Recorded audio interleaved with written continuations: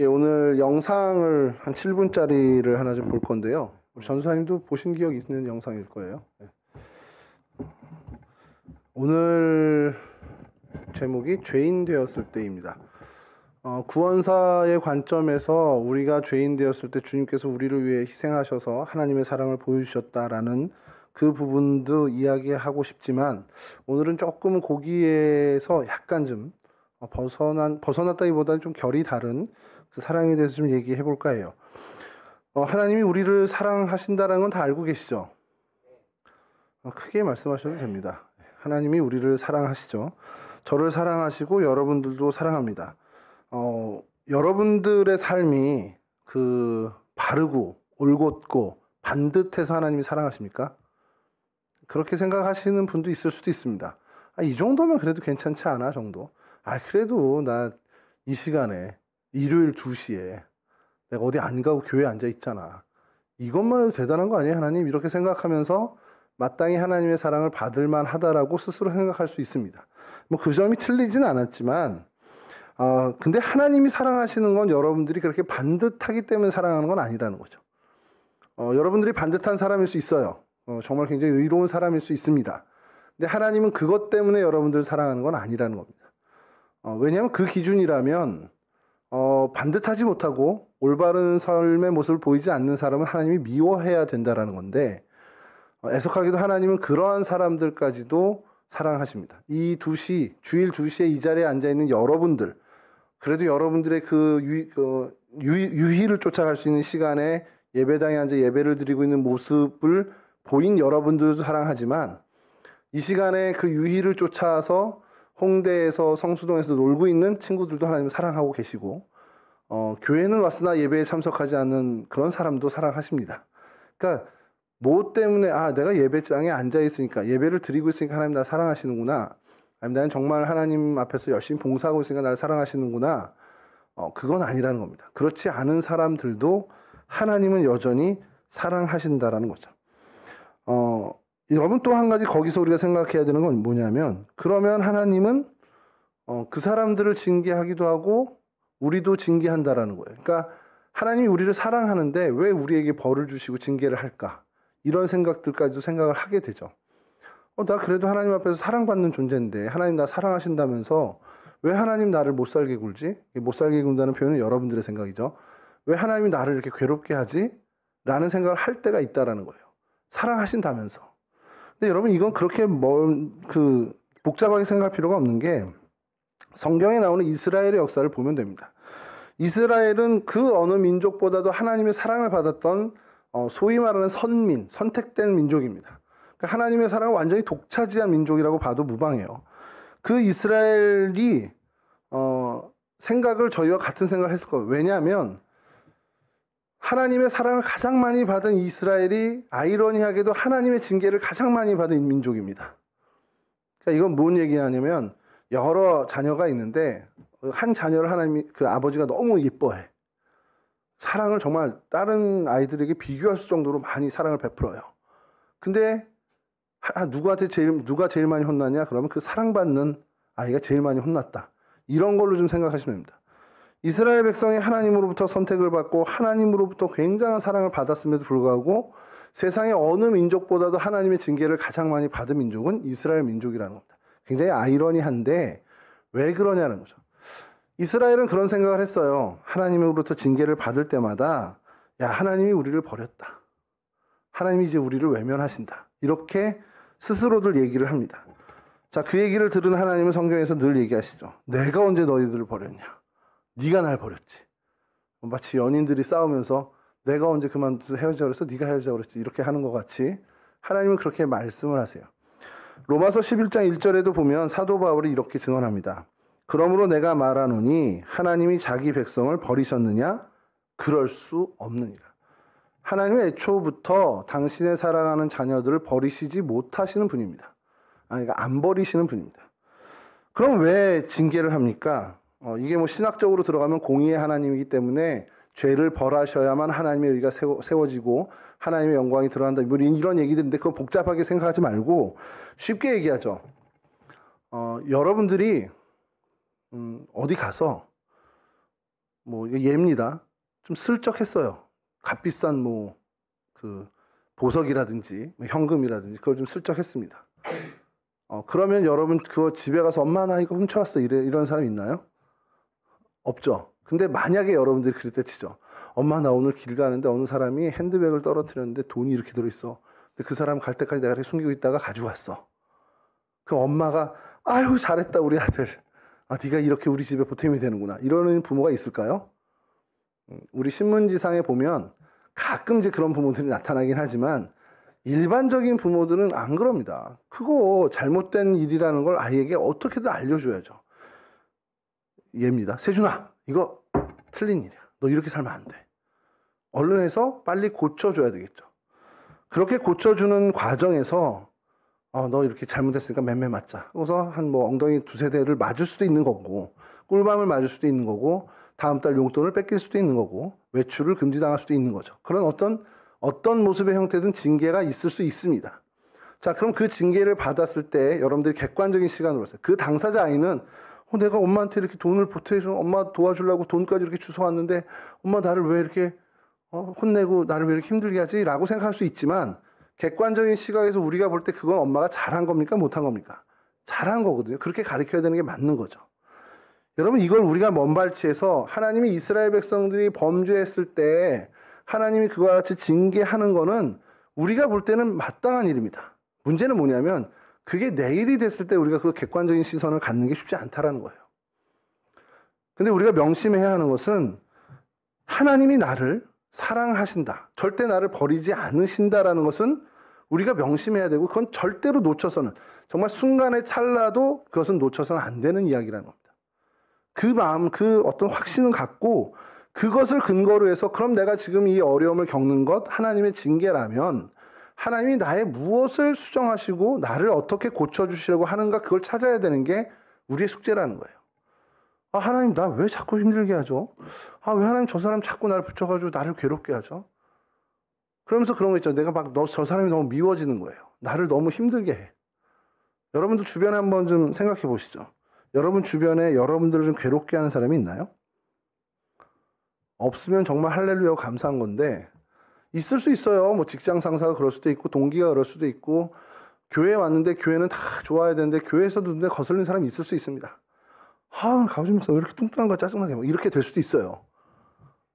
내가 뚱뚱해? 무슨 상관인데 이렇게 그거 갖고 저 하는지 모르겠지만 저 요즘 계속 얘기를 듣는 게 있거든요.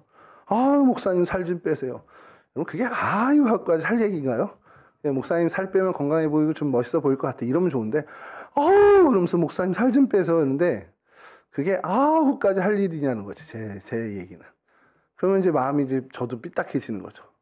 내가 1kg 느는데 저분이 뭘 하나 도와준 게 있을까? 과자 한번 사주지도 않으셔놓고 왜 저렇게. 하여튼 그런 마음 상한 사람이 있을 겁니다. 여러분 주변에도. 그 사람이 내 옆에 있고 그 사람으로 인해서 내가 자꾸 괴로움을 겪게 된다면 저 사람 좀 사라졌으면 좋겠다 하는 게 아니라 이거 하나님이 뭔가 나를 뭔가 고쳐보시려고 하는 거구나라는 생각을 해보자라는 거예요.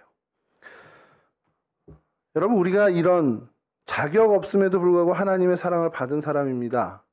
그러니까 우리는 그 사랑에 빚을 진 사람들입니다. 그러니 우리 주변에 있는 사람들을 사랑합시다. 이렇게 이야기가 흘러가야 되잖아요. 지금 오늘 설교가. 그러면서 여러분 정말 하나님이 우리에게 그 값비싼 희생을 치러줬으니 우리도 서로를 위해서 정말 희생하며 서로를 보듬고 살아가야 됩니다. 이제 오늘 설교 여기까지 들으신 분은 그렇게 목사님 설교가 저렇게 이어지겠구나 생각을 하실 텐데 그것과는 좀 다르고 오늘에 집중하려고 하는 것은 그 하나님의 사랑을 우리가 실천하는 데 있어서 정말 현실적인 걸 좀 생각해 보자는 거죠. 자, 우리가 이제 마음을 준비를 하시고 일단은 먼저 좌우 옆을 보시죠. 좌우 옆을 보시면 여러분 우리가 마땅히 사랑하고 또 내 마음에 호감이 가는 사람들로 채워져 있습니다. 현재 여기는. 자, 여러분 이제 시선을 앞쪽으로 고정하시고 이제 생각하는 거예요. 제일 꼴배기신 사람 지금 자기 머릿속에.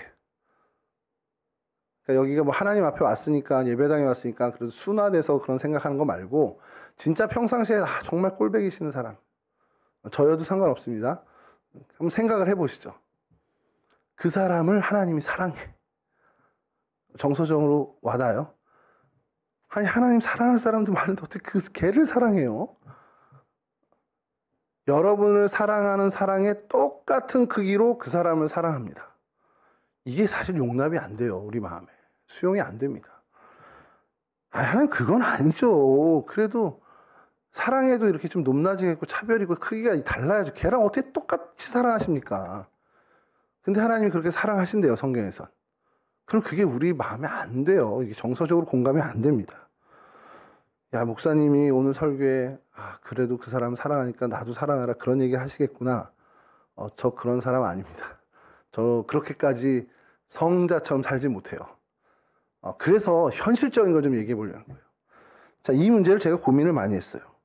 이거 청년들하고 말씀을 나누거나 뭐 중고등부 학생들하고 말씀을 나눌 때 성경 말씀이 이러니까 너희들이 정말 미워하는 그 사람도 하나님이 너를 사랑하시는 것과 똑같이 그를 사랑해. 그러니까 그 사람도 네가 사랑해야 되는 게 맞아. 이거를 말하기가 너무 힘든 거예요. 그래서 이 내용을 가지고 고민을 하기 시작했는데 하나님께서 정말 제게 은혜를 주시려고 했는지 모르지만 은혜를 주신 겁니다. 제가 먼저는 좀 오래된 얘기는 밀양이라는 영화를 봤어요. 밀양이라는 영화가 뭐냐면 우리나라 밀양이라는 동네 아시나요 혹시? 부산 그 위쪽에 약간 동네 이름이 밀양입니다. 그게 비밀할 때 그 비밀의 밀자고요. 양은 볕 양자라고 해서 햇빛입니다. 이게 뭐냐면 시크릿 선샤인이에요. 쉽게 얘기해서 숨겨진 햇살입니다. 숨겨진 햇살, 비밀스러운 햇살. 너무 은혜롭지 않습니까? 교회는 밀양 같은 데 가서 목회를 해야 되려나 봐. 지명 자체가 이 숨겨진 햇살, 숨겨진 하나님의 은혜.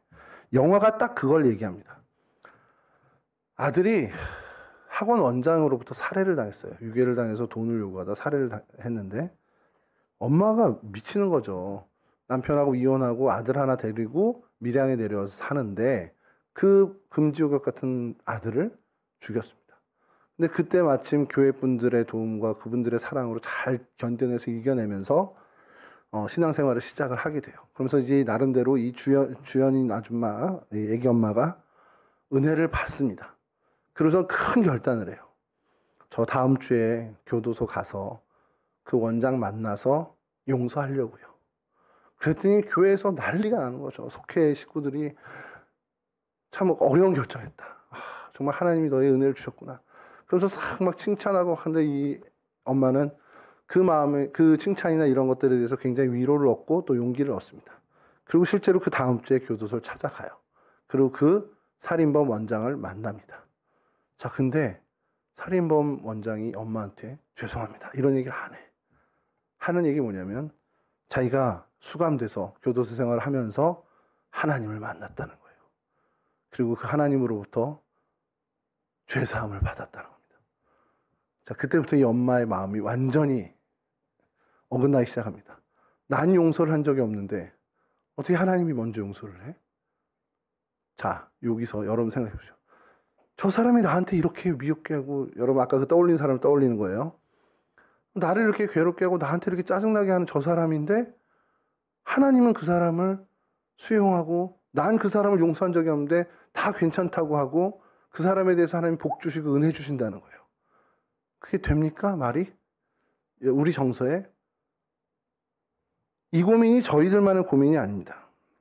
성경을 제가 아까 말씀드린 것처럼 이걸 고민할 때 만나게 된 성경이 사무엘 하입니다. 요거 내용을 좀 얘기해 드리면 다윗이라는 왕이 있는데 잘 이제 이렇게 우여곡절을 겪고 이스라엘의 왕이 됐습니다. 이스라엘 왕으로서 잘 지내고 있는데 아들들이 서로 분란이 나서 동생이 형을 죽이는, 물론 배다른 형제긴 하지만 그런 일들이 벌어지고 그걸로 인해서 막 왕가가 시끄러워졌습니다. 근데 그 원인이 뭐냐? 그러면 다윗도 아는 것이 자기가 이제 하나님 앞에서 밧세바를 범하는 굉장히 악행을 저지른 그 죄의 결과를 가지고 그런 일이 벌어진 걸 알아요. 그래서 다윗도 할 말이 없는 겁니다.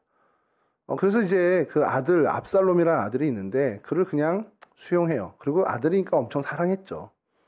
근데 이 압살롬이 가만히 있으면 이제 장남이 죽었잖아요. 그가 죽인 암놈이라는 아들을 죽여서 장남이 없습니다. 그냥 가만히 지내고 아버지 다윗이 돌아가시면 자연스럽게 왕이 될 사람은 이 압살롬이에요. 근데 이 압살롬이 조급했던 모양입니다. 그래서 아버지의 그 어떤 왕위를 좀 끌어내리기 위해서 반란을 일으켜요. 그리고 치밀하게 준비해서 그 반란은 일단 성공적인 1차 결과를 갖게 됩니다. 그래서 다윗 왕이 예루살렘을 떠나서 요단강을 건너 갈 정도로 피신을 가게 돼요. 자, 그때 다윗이 이런 우리 조선 시대로 하면 몽진을 가는데 왕이 이제 피하러 가는데 시므이라는 사람이 나타나서 이제 다윗에게 돌을 던지는 겁니다. 그러면서 야, 이 나쁜 놈아, 이 썩을 놈아, 그러면서 막 욕을 하는 거예요.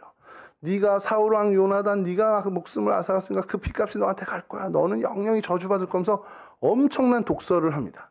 그러니까 다윗 옆에 있던 장군들이 저 가서 죽일까요? 이제 이렇게 얘기를 했는데 다윗이 말리죠. 하나님이 이 모든 일들이 하나님이 내가 범죄한 것으로 인해서 주시는 징계이기 때문에 저를 통해서 하나님께서 말씀하시는 것일 수 있다면 놔둬야 돼요. 그러니까 다윗의 이 모습은 참 대단한 겁니다.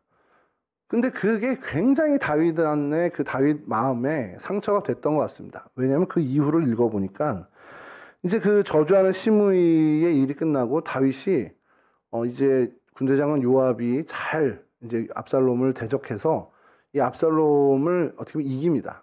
그래서 반란이 제압되는 거예요. 쉽게 제압이 돼서 예루살렘으로 다시 그 왕위가 복원돼서 가려고 하는 그 길을 이제 가게 됐어요. 출발하게 되는데, 자, 이쯤 되면 누가 제일 불안할까요? 다윗이 건너갈 때 그렇게 욕하고 막 저주했던 시므이는 이제 큰일 난 겁니다. 그러니까 이 사람이 맨발로 나와서 다윗 왕이 요단강 건널 그때에 다윗 왕 용서해 주십시오. 내가 그때 정신이 없었나 봐. 내 정신이 아니었나 봐. 그때 했던 얘기 다 그냥 죄송합니다. 용서해 주세요 하니까 이제 이 똑같은 이제 장군들이 저거 죽여야 되는 거 아닙니까? 기름 부은 왕을 저주했는데 당연히 죽여야죠라고 했는데 다윗이 그때도 말립니다. 왜냐하면 이 모든 일의 원인이 자기의 잘못, 밧세바를 범하고 우리아 장군을 죽였던 자기의 범죄로 인한 결과라는 걸 알기 때문에 자기가 그렇게 잘못한 걸 하나님 용서해 주셨잖아요. 그러니까 저 잘못한 시므이를 나도 용서를 해야 되는 거예요. 그래서 용서를 합니다. 그리고 시므이에게 너 죽지 않을 거야. 걱정하지 마. 그러고서는 이제 헤어져요. 자, 여기까지 일이 됐으면 제 고민은 해결이 안 되겠죠. 근데 그 이후에 이제 사무엘하를 다 읽고 열왕기를 들어가면 열왕기 2장 이제 초반에 다윗이 이제 이불을 덮어도 따뜻하지 않다라는 표현을 하면서 이제 죽을 날을 맞이하게 됩니다. 죽기 직전에 뭐 합니까? 아들을 불러다가 야, 나 이제 얼마 안 남은 것 같으니까 너 이렇게 살아라 하고서 유언을 하는데 압살롬도 죽었으니까 왕위 계승이 솔로몬이라는 아들에게 가요. 솔로몬을 불러다가 얘기를 합니다. 이렇게 저렇게 하고 내가 하나님 앞에서 이렇게 살아왔는데 너 이렇게 살아라. 쭉 얘기하는데 왕상 2장에 이 유언 중에 기가 막힌 유언이 하나 있습니다. 저기 베냐민 지파 시므이라는 애가 있는데 나를 그렇게 저주했던 친구다. 근데 걔가 평안히 죽지 않게 좀 네가 좀 해줄래? 이렇게 얘기를 합니다. 백발로 평안히 내려가지 못하게 백발로 스올에 내려가게끔 해라. 이렇게 얘기를 합니다. 자, 그리고 머지않아 그 똑같은 열왕기상 2장 후반부에 솔로몬이 시므이에게 너 예루살렘 떠나면 죽어 하고서 가택연금식으로 예루살렘 지경을 떠나지 못하게 명을 내리고 그것을 벗어나게 되면 넌 죽을 거다라고 약속을 맺은 다음에 한 3년여의 시간이 흐른 다음에 시므이가 도망간 종을 찾으러 나가다가 예루살렘 경계를 넘게 됩니다. 자, 그게 솔로몬에게 보고가 되고 솔로몬이 시므이에게 너 나랑 약속했지? 너 여기 너무 죽는다 그랬지? 하고서 처참하게 죽여버려요. 제가 이걸 보면서 그래, 우리가 제일 좋은 건 나를 위해 했거나 아니면 내게 정말 유익이 안 되고 나를 정말 괴롭혔고 하여튼 그런 사람이 있는데 그 사람에 대해서 정말 주님이 나를 사랑한 것처럼 내가 사랑해야 되는 게 맞죠. 그게 제일 좋은 정답인데 그게 가능하냐 말이에요. 사실 안 되죠. 내 평생 내 인생을 어그러뜨리는 사람이 있다고 치죠. 저 사람 때문에 내 인생이 망가졌어요. 복귀도 안 돼. 그냥 나 이렇게 살다 죽어야 돼. 너무 뻔해. 그럼 그 사람에 대한 원망이 안 갈 수가 없죠. 어떻게 그 사람을 사랑합니까? 그게 우리 현실이잖아요. 다윗도 마찬가지입니다. 이거 내 죄로 인해서 벌어진 일이야. 그래서 하나님 그래 내가 다 용납하고 다 수용해야 돼요. 근데 시므이를 어떻게 끝까지 사랑합니까? 그리고 사랑을 했다면 여러분 그런 유언을 남기면 안 되죠. 근데 다윗은 그렇게까지는 못 갔지만, 그래서 제가 다윗의 그 모습을 보면서 그래, 우리가 이 정도는 해보자라는 거예요. 그 사람을 적극적으로 사랑은 못합니다. 근데 용납은 해보자는 거예요. 인정은 해보자는 거예요. 그래, 하나님, 저 사람 나에게 너무 위해하고 내가 정말 저 사람 얼굴 보는 것조차도 싫은데 하나님 사랑하라고 해서 내가 그것까지는 못하지만 하나님이 그를 사랑한다는 거 내가 인정하겠습니다. 하나님이 그를, 나는 용서 못했지만 하나님이 그를 용서하셨다는 거 내가 인정하겠습니다. 그렇게 용납하는 것은 좀 해보자는 거예요. 여러분, 다윗의 그 유언으로 볼 때 그는 분명히 시므이를 적극적으로 끝까지 사랑하지는 않은 건 확실합니다. 근데 그렇다고 자신이 가진 힘을 가지고 그에게 위해를 가하지는 않았어요. 그러니까 뭐냐면 사랑하는 것까지는 못했지만 어쨌든 그것을 수용하는, 용납하는 그 과정은 있었다는 겁니다. 그 용납하는 가장 좋은 방법이 뭐냐면 하나님께 맡기는 겁니다. 하나님, 이거 내가 어찌할 수 없겠습니다. 내가 하면 때릴 것 같아요. 하나님, 내가 저 사람에 대해서 적극적으로 사랑하려고 다가가면 나 사고 칠 수도 있어요. 그러니까 하나님, 나 못하겠으니까 하나님이 그냥 맡아주세요. 이렇게 맡기는 거예요. 여러분, 용납하는 것과 사랑하는 것은 좀 다릅니다. 사랑까지는 못하더라도 수용하고 용납하는데 그 용납의 방법은 결국 그 사람을 하나님께 맡기는 거죠. 근데 여러분, 중요한 건요, 우리가 그렇게 우리 한계를 알기에 정말 그냥 미운 사람이라고 칭할게요. 그 미운 사람을 용납한다라는 거, 그것만 해도 대단한 건데 그 용납의 방법은 하나님께 맡기는 것밖에 없다는 거예요. 그러니까 뭐냐면 하나님이 판단하세요 하는 거예요. 하나님, 저 사람이 저런 악행을 저질렀고 저렇게 하나님의 이름을 이용하고 저렇게 하나님 많은 사람들을 위해를 하고 이렇게 사람들을 이용하는데 나는 어쨌든 용납하겠습니다. 그러나 그 판단은 하나님이 하십시오라고 하나님께 맡기는 겁니다. 다윗이 시므이에 대해서 그렇게 한 거예요. 하나님, 나는 못하겠으니까 이제 하나님께 맡깁니다. 그래도 그 실상은 아들에게 그래서 알려주는 거예요. 저 친구 저런 친구야. 그러니까 네가 하나님께 맡겨봐. 솔로몬도 결국엔 자기의 어떤 힘을 해서 이용해서 어떻게 죽인 게 아니라 그와 약속을 했고 그 스스로 그 약속을 어기게끔 된 그 상황에서 마땅한 벌을 처해서 이제 죽이게 됐는데, 여하튼 다윗은 자신의 손에 피를 안 묻히게 된 겁니다. 여러분, 우리가 미운 사람이 생기고 아까 통칭한 그 미운 사람, 어떤 면이든 간에 그 사람으로 인해서 그 사람에게 우리의 생각과 사고가 매몰되어 있으면 우리의 신앙이 망가집니다. 우리의 인생이 망가집니다. 복수라는 게요, 드라마에서 나오면 되게 시원하죠. 글로리 보면서 여러분 얼마나 통쾌했습니까? 오죽하면 그런 드라마가 나왔겠냐, 저는 그 생각을 하는데 그만큼 이 학교 폭력이라는 게 심각하단 말이에요. 정말 그렇게 벌을 줬으면 좋겠습니다. 저희 정서는. 근데 그 극 중에 나오는 연진인가요? 송혜교? 아니에요. 그 친구가 동은이. 미안합니다. 어쨌든 송혜교로 하죠, 그냥. 송혜교의 인생을 한번 보세요. 그 인생이 행복했겠습니까? 막판에 이제 가서 드라마 결론은 아름답게 꾸며졌지만 그 연진이 일당에게 복수하려고 그 인생을 다 쏟아 부었는데 그 인생이 제대로 행복했겠냐? 사실 인생이 다 망가진 거죠. 그 원인이 연진이 일당에게 있습니다만 거기에 매몰되고 거기에 마음이 붙잡히고 그것에 그 복수에 사로잡히다 보니까 그의 인생도 결국은 사실 행복한 인생이 되지 못했다라는 거예요. 여러분들 주변에 여러분들이 마땅히 사랑해야 되는데 그러지 못한 사람들 때문에 고민하고 하나님, 왜 저 사람 못 사랑하죠? 하나님, 나 저 사람 정말 정서적으로 내가 정말 가까이 갈 수가 없는데 하나님 자꾸 사랑하라 하시면 어떡합니까? 라는 그걸로 정말 매몰되어 있으면 여러분 인생은 점점 더 힘겨워진다는 거예요. 여러분 신앙이 망가질 수 있다는 겁니다. 여러분 해야 되는 것은 정직하게 하나님께 나가십시오. 하나님, 나 저 사람 가까이 못합니다. 지금 못하겠어요. 언젠지 모르지만 그때가 되면 할 수 있을지 모르겠지만 지금은 안 됩니다. 그러니 하나님, 이 마음 하나님 맡아주시고 저 사람의 인생 하나님이 판단하셔서 하나님께서 행하시길 바랍니다. 이제 그 밑바닥에는 하나님이 벌 주세요 이게 또 깔려 있겠지만 그거는 좀 내려놓고요. 하나님께 이 일을 다 맡기는 것밖에 없습니다. 그렇게 하나님께 맡기시고 모든 판단 하나님이 하시고 모든 일 하나님께서 행하시는 정말 그 일을 우리가 해야 될 텐데, 그러려면 하나님께 맡기는 방법이 뭡니까? 그냥 어느 날 갑자기 저 세준이 미운 자식, 하나님 난 못하겠으니까 하나님이 맡아주세요. 그 김세준이라고 있어요. 박세준 말고. 그렇게 하는 게 뭡니까? 그게 기도예요. 그냥 어느 날 갑자기 하나님 맡으세요 하고서 그냥 읊조리듯이 지나가는 게 아니라 정말 하나님께 기도하는 것밖에 없습니다. 그 사람을 위해서란 표현은 안 하겠습니다. 그 사람에 대해서, 그의 미움에, 그를 향한 미움에 대해서 하나님께 기도하는 겁니다. 그래야 우리가 온전하게 그 일을 하나님께 맡기게 되는 거예요. 여러분, 말씀 마칠게요. 하나님이요, 우리를 사랑하셔서 예수 그리스도를 십자가에 죽이시는 희생으로 우리를 구원하셨습니다. 아까 그 아버지와 아들의 영상, 여러분, 그것과도 비교 안 되는 엄청난 희생을 통해 주님은 우리를 사랑해 주셨어요. 우리가 받을 만한 자격이 있어서가 아니라, 우리가 정말 어떻게 올곧고 반듯한 인생이었기 때문이 아니라, 우리가 죄인이고 우리가 정말 엉망진창인 상황이지만 그래도 하나님이 우리를 그렇게 사랑해 주셨다는 거예요. 그럼 하나님이 그러한 은혜를 우리에게 베푸실 때 어떤 걸 기대하실까요? 마지막 이 영상 모스트를 영화로, 독립영화인데요. 영화를 끝까지 보면 여자 한 명이 등장하는데 빨간 모자를 쓰고 마약을 투약하려고 하다가 아버지의 그 모습을 보면서 그것을 내던집니다. 내던지고 마지막 장면에 한 가정을 이뤄서 아이를, 정말 천사 같은 아이를 안고서 나가면서 이제 가는데 그걸 보니 아버지가 굉장히 기뻐하는 게 나와요.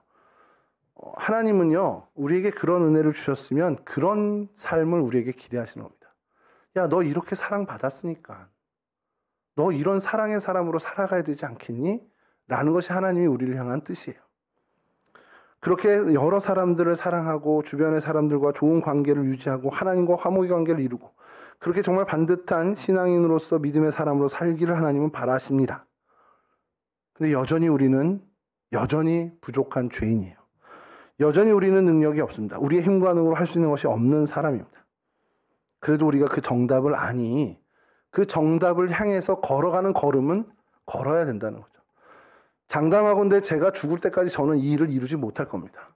정말 제가 미워하는 사람이나 제가 불편한 그 사람을 정말 하나님이 나를 사랑하시는 그 사랑으로 그 사람을 사랑한다. 어떤 날은 할 수 있겠지만 일관되게 그 사람에 대해 그렇게 사랑한다. 죽는 날까지 해도 저는 못할 것 같아요. 자신 없습니다. 그리고 거의 안 돼요. 보면 제 주변에도 보면. 그러나 방향을 놓치지 말자는 거예요. 그렇게 하나님이 우리를 사랑하신 만큼 그들을 사랑하라고 말씀하신 건 맞으니까 사랑하기 위해서 애쓰는 무언가의 노력은 분명히 우리가 그들과의 관계에서 화목한 관계, 평화의 관계를 가기 위해서 그 관계를 지향하는 삶을 사는 건 맞습니다. 근데 어려울 거라는 거죠. 그래도 방향은 놓치지 말고 가자는 겁니다. 그 방법 중에 하나가 그 과정에서 그 관계, 그 목표점을 향해 나가는 과정에서 그 모든 일들을 심지어 그 사람까지도 하나님께 내어 맡기는 기도의 사람으로 살아야 한다는 거죠. 그렇게 된다면 이루지 못하더라도 우리가 방향은 놓치지 않는, 그러니까 향방 잃은 삶은 살지 않을 수 있다는 겁니다. 그리고 정말 가능하다면, 정말 할 수 있다면 정말 주님의 사랑으로 그들을 사랑하는 날이 왔으면 좋겠습니다. 설령 못 오더라도 우리가 그 목표는 놓치지 않았으면 좋겠다는 거죠. 여러분, 그 사랑을 받은 사람다운 그 삶으로 하나님께 영광 돌리는 그러한 인생이 되었으면 좋겠고 그것을 목표로 삼고 나갔으면 좋겠습니다. 그렇게 사랑의 사람으로, 그렇게 기도의 사람으로 살아가는 우리 동성애의 귀한 청년들 모두가 되실 수 있기를 주님의 이름으로 간절히 축원합니다. 기도하겠습니다. 놀라운 사랑으로 우리를 사랑해 주신 하나님 감사합니다. 정말 갚을 수 없는 사랑으로 우리를 사랑하신 하나님의 그 사랑을 기억하는 저희들 되게 하시고 우리 앞으로 살아가는 그 날들 속에, 우리의 인생 속에 그 하나님의 사랑을 조금도 잊지 않는 하나님 그러한 기억하는 자들로 살아갈 수 있도록 도와주시옵소서. 하나님 우리를 사랑해 주셔서 그 사랑으로 그런 사랑의 삶을 살라 하십니다.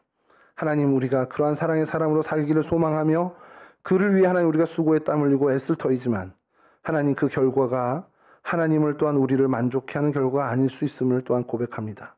하나님 그러나 그것이 어차피 이루어지지 못할 일이라 해서 우리가 포기하거나 중도에 주저앉지 않게 하시고 그 표대를 향해 그 목표를 향해 하나님 끝까지 달려나가는 하나님의 거룩한 사람들 될 수 있도록 도와주시옵소서. 그렇게 하나님 우리의 인생이 끝날까지 향방을 잃지 않은 정말 그 방향을 올곧게 하나님 정말 목표를 향해 나아가는 거룩한 하나님의 백성 되게 하시고 그렇게 하나님께 모든 일을 맡겨드리는 기도의 사람으로 또한 사랑의 사람으로 살아가는 우리 동성애 온 식구들, 동성애 온 청년들이 될 수 있도록 도와주시옵소서. 감사하며 예수 그리스도 거룩하신 이름으로 기도합니다. 아멘.